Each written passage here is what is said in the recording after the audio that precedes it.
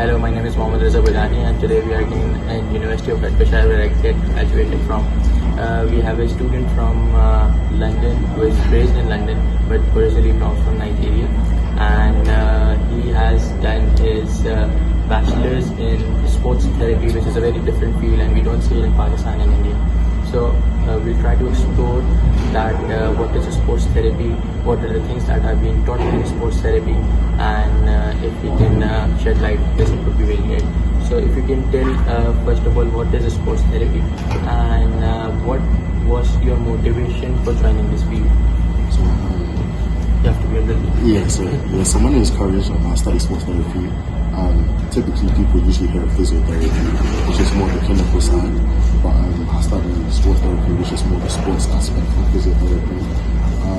What it entails basically rehabilitation of athletes, or taking care and treatment of athletes, particularly the ones that get injured, or the ones that need medical attention for a medical condition, either on or off the field. And that's basically it. Have they covered any sports, specific sports, for example, cricket, basketball? Yeah, every single sport. My motivation for it is that I just grew up playing sports my entire life. I currently still play sports. I currently still have a lot of injuries. So I was always interested in just seeing how it is to treat the body and how the body heals and how to repair the body. And that's basically just one from there. So let's take a specific example of cricket, because in Pakistan and India cricket is mostly watched. For example, if a toe is injured of a cricketer, fast ball comes in, it hits the toe of a batsman. So what does the sports therapy and these 4 years of education help you to do in that situation, and you are there the first year trained? So for instance, let's say a cricketer gets either a strike to the head or concussion. We will take the right protocol and the right steps to make sure that the athlete is safe, and we'll do some random tests quickly to see what's the specific injury. So it's just in the best way for the health and safety to make sure that the athlete is still breathing and the athlete is still conscious and aware of everything that's going on. Especially because most of them are elite athletes who want them to come back to play. So we need to take the right steps to ensure that their careers are not jeopardized. So our jobs are very important because it helps to sustain the life of people's careers. For example, there was one cricketer who was hit on his head, Bill Gates, and he died, we all know that. So what would have been a right strategy at that point that he could have been saved, or anything you can give a message to all those cricketers in Pakistan, India, Australia, UK who are playing cricket and they get the ball hit on their head while fielding or while batting? What should be the first thing they should be doing? So typically for a head injury, we usually have the athlete in a nose position to secure the neck and the spine.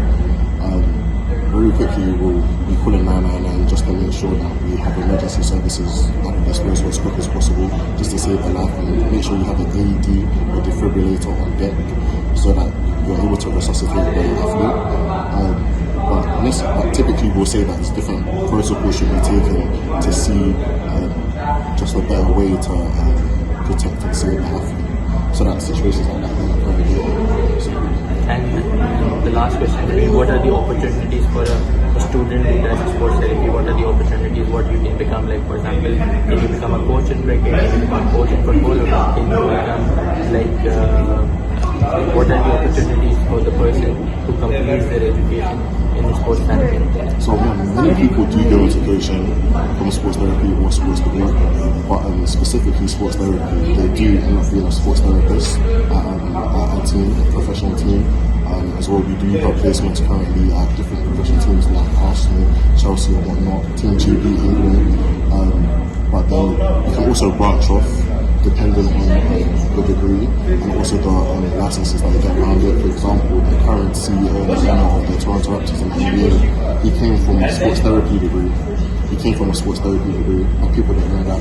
But then he branched off and used the sports therapy degree to build up his way, and then now he owns the Toronto Raptors. So it's just about opportunities of doing. Just one thing, when I completed my education, I was in second semester and I got a job in IMJRE, which is a sports analytics company. So maybe if you can connect with IMJRE, which is a sports analytics company, and they can help you out in future, even in your jobs and even in what applications you should make, what what projects you should do. I can connect you someone in MG Arena, and that would be what like the industry and academia gap is there. And I was doing my masters here. I saw that, and then I tried to connect it later. So this is one of the things that you should also consider.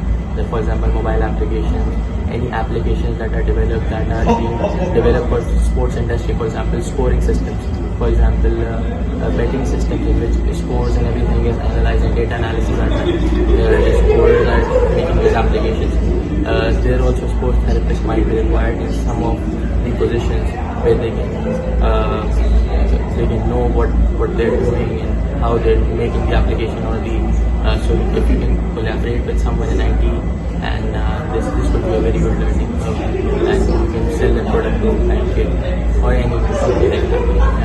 So anything you want to add in the end? Nothing much. I'm just going to say that whatever you do, just make sure you like what you do, because I know a lot of people come to uni and they don't do things that they actually want to do. And it can be disheartening in the long run, but I just say just find something you like and just pursue it. That's what I'm going to say. Thank you so much. If you like the video, to support the video, just subscribe to the channel. Thank you.